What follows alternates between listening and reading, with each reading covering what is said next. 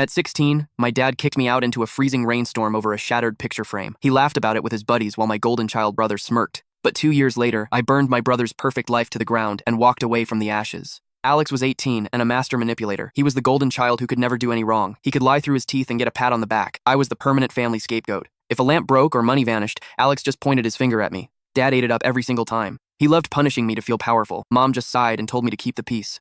One Friday, Dad screamed my name. I walked downstairs. A shattered family portrait covered the coffee table.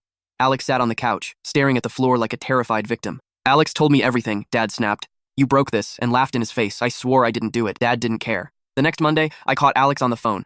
I just told him Ethan did it. Worked perfectly, he chuckled. We locked eyes through the doorway.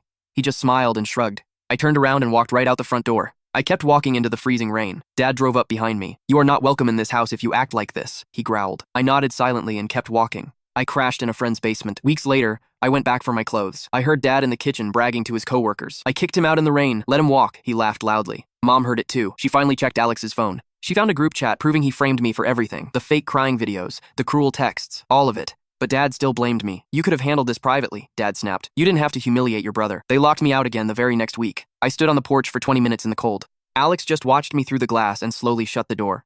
I left for good. I got a social worker. I moved into a youth group home. I started rebuilding my life in pure silence. But I wanted the truth to matter. I still had friends at my old high school. They told me Alex was bragging about hacking the district IT system. He was actively changing his failing grades.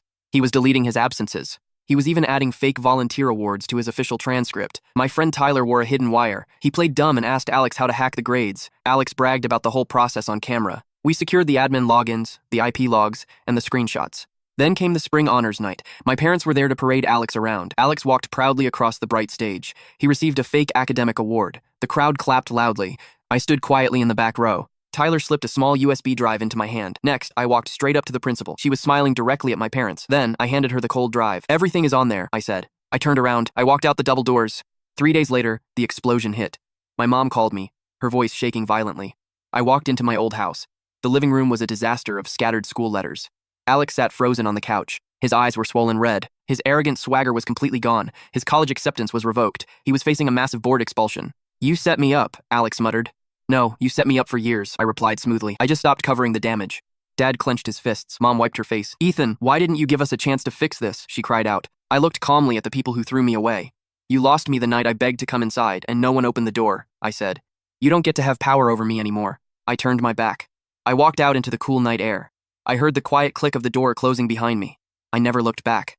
Sometimes the biggest victory is simply walking away.